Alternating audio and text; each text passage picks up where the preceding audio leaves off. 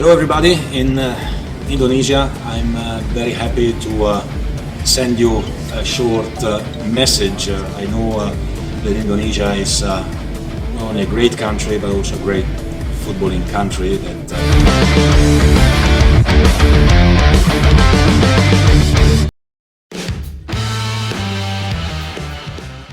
Tiga poin dari Arab Saudi sekali lagi kami tekankan memang menjadi hal yang sangat penting. Nggak cuma kembali membuka jalur ke Piala Dunia, tapi juga menjadikan Indonesia sebagai tim terbaik dari Asia Tenggara yang tampil di putaran ketiga kualifikasi Piala Dunia 2026.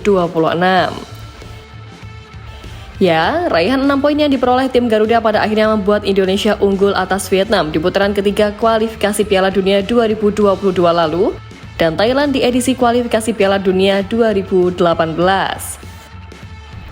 Sekedar mengingatkan aja kalau ketika itu tim Gajah Putih cuma membawa pulang 2 poin saja di sepanjang gelaran round ketiga, sedangkan Vietnam cuma 4 poin, hal yang kemudian membuat Indonesia menjadi tim yang pantas disebut sebagai Raja Baru ASEAN.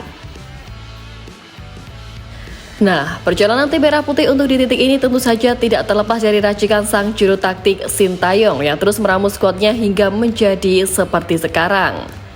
Ya, skuad Garuda memulai kiprah mengejutkan di babak ketiga dengan sukses menahan imbang 2 tim kuat Asia, Arab, dan Australia.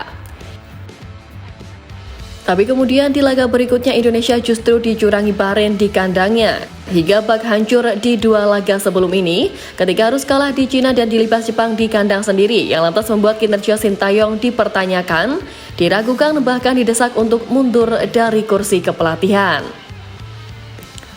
FIFA yang notabene adalah induk sepak bola dunia pun bahkan sempat menyindir Sintayong usai kekalahan telak atas Jepang yang dinilai tidak sesuai ekspektasi.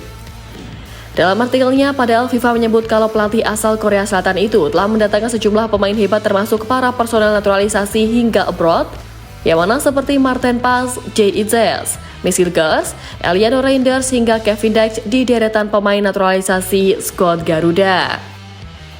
Namun, skuad Merah Putih belum pernah meraih kemenangan di putaran ketiga ini dengan hanya mendapatkan 3 kali hasil imbang dan 2 kekalahan, hingga membuat FIFA tak ragu untuk mengklaim bahwa tim asuhan Sintayong mengalami nasib yang sangat mengecewakan di musim ini.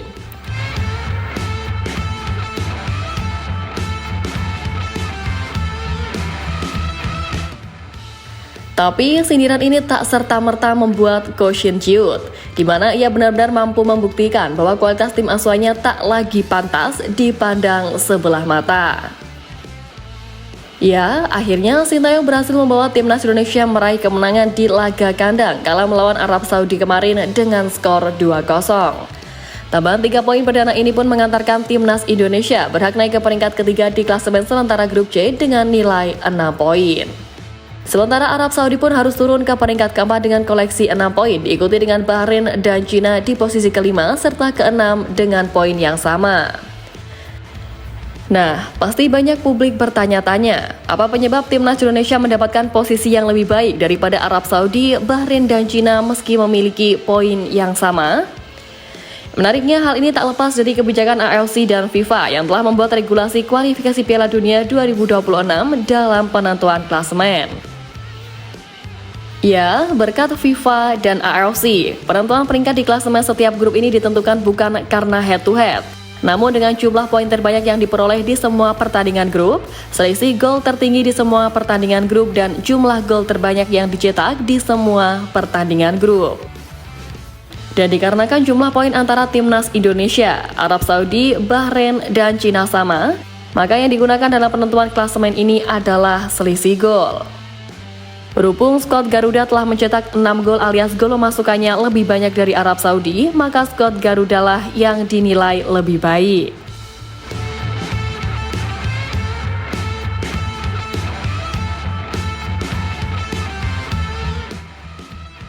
Merangsaknya Indonesia ke posisi 3 klasemen ini pun jelas membuat peluang skuad Garuda untuk lolos ke Piala Dunia 2026 makin terbuka.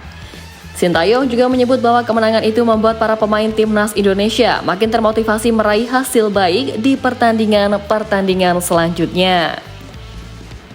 FIFA bahkan juga menyebut kalau kemenangan atas Arab Saudi ini akan menguatkan mentalitas para pemain timnas Indonesia, yang mana tim Garuda disebut oleh FIFA telah mencetak 2 rekor baru usai mengalahkan Arab Saudi. Ya, timnas Indonesia memang untuk pertama kalinya mampu mengalahkan Arab Saudi usai tak pernah menang dalam 13 kali pertemuan sejak 1981. Dan kedua, skuad Garuda pun kini menjadi wakil Asia Tenggara dengan poin terbanyak dalam babak ketiga kualifikasi Piala Dunia 2026 seperti yang sudah kita bahas tadi. Sontak, hal ini pun membuat FIFA dengan mantap memastikan kalau timnas Indonesia sangat berpeluang lolos ke Piala Dunia 2026 jika bisa melanjutkan tren positif dan berani terus mengejar mimpi untuk bermain di panggung sepak bola dunia itu. Peluang untuk bisa lolos langsung ke ajang yang akan digelar di kawasan Amerika Utara dan Tengah itu masih terbuka lebar.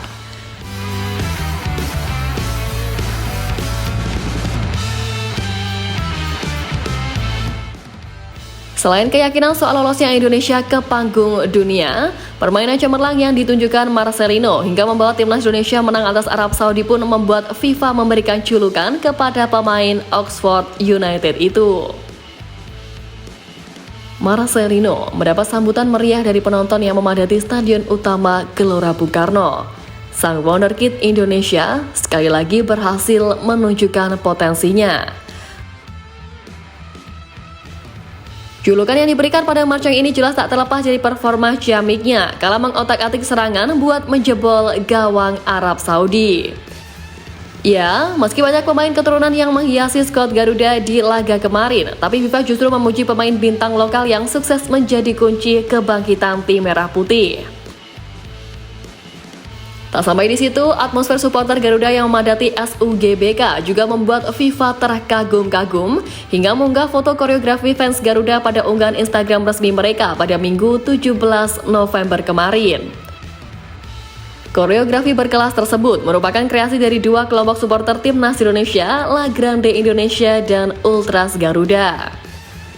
La Grande Indonesia yang berada di tribun utara SUGBK membentangkan koreografi raksasa pertarungan antara Gundala dan Godzilla. Nah, unggahan FIFA ini pun memantik berbagai komentar dari netizen tanah air. Para fans timnas Indonesia bangga dengan koreografi dari La Grande Indonesia di SUGBK yang bisa menjadi sorotan.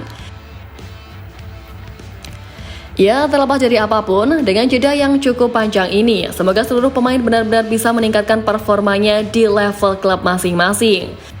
Terutama buat pemain muda seperti Marcel, Justin, Arhan, Nathan, Ivar, Eliano bisa dapat menit bermain yang cukup di klubnya. Karena biar gimana pun, itu sangat penting dilakukan agar match fitnessnya serta match feelingnya enggak turun. Dan semoga aja nggak ada lagi yang cedera sehingga di bulan Maret mendatang Indonesia bisa tampil dengan form terbaiknya.